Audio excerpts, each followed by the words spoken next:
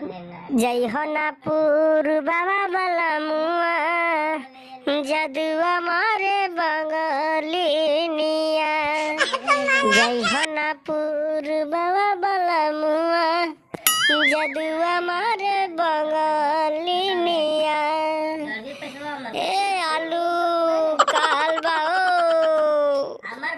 ई बंगलिनिया के चक्कर में ना रहियो। अब बंगलिनिया जादू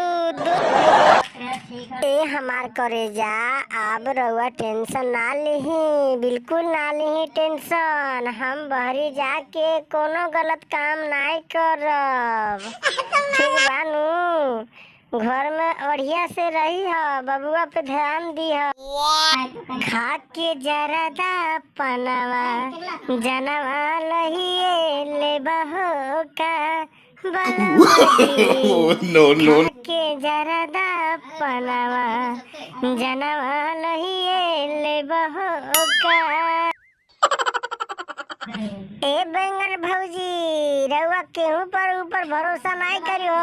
आजकल के सब मरद छछूनर बड़सन, अब मेहरी रहते हुए सौतनिया के चक्कर में सब कमाई लुटा देले बड़सन। ए भौजी बैंगन